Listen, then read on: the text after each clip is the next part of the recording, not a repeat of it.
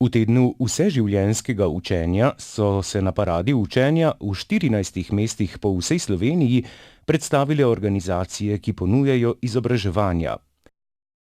Na Kongresnem trgu v Ljubljani se je med 55 organizacijami predstavilo tudi Mestno društvo gluhih, ki je mimoidoče spodbujalo k učenju slovenskega znakovnega jezika. Otroke iz vrtca Kolezija so v znakovnem jeziku naučili slovensko himno, ki so jo skupaj predstavili v kulturnem programu. So se otroci učili recimo to himno, ki so jo zdaj povedali, z znakovnim jezikom so se učili tam od 14 dni do 3 tednov. To je za otroke zelo velik izziv. Za govoreče otroke je to kot neka igra, ki jih zelo bogati in s tem vzpostavlja možnost sodelovanja in vzpostavljanja stika z gluhimi.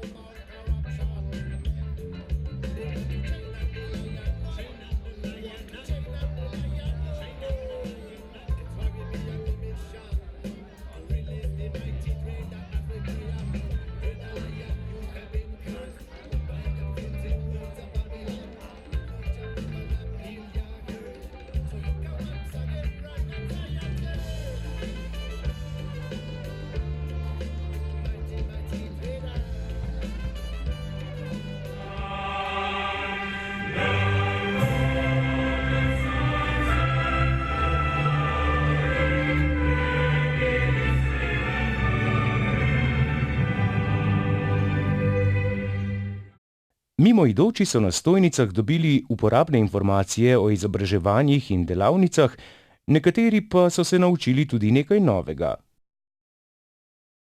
Danes lahko tukaj najdete vse vrste izobraževanja, od jezikovnih do finančno-pismenih, do ustvarjalnih, do likovnih, do pišemo za roko. Se pravi, skratka, zelo širok nabor vseh izobraževanj, ki jih Ljubljana ponuja, tako za otroke, kot za srednjo generacijo, kot za odrasle.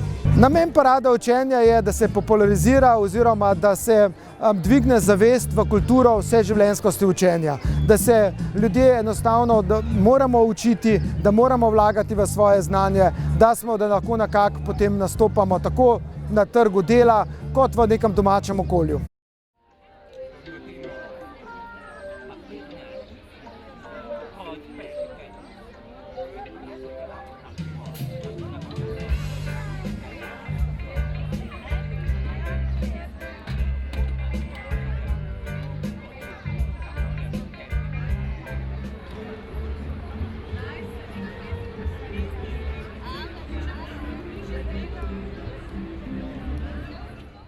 Bila sva na stojnici Mestnega društva gluhih, kjer so bili zelo prijazni. Bilo je zelo zanimivo, naučila sva se napisati vsak svoje ime v znakovnem jeziku, pa razne pozdrave. Pokazali so nama tudi, kako se kaže vsako črko posebej, se pravi, kako črkuješ, kako z simbolom pokažeš. In nama je bilo zelo zanimivo, upam, sva dobila tudi nekaj navodil, tako da si bo tudi zapomnila, če bo kdaj potrebno, da lahko uporabiva v praksi. Všeč mi je medgeneracijsko povezovanje, recimo, ko so otroci pokazali himno v znakovnem jeziku, to se mi je zdelo super. Potem pa tudi, bom rekla, tukaj sem prišla z namenom, da se udeležim različnih delavnic, da pogledam, kaj novega se da naučiti, kdo so ponudniki, tako da šibam na delavnico neverbalne komunikacije. Hvala tudi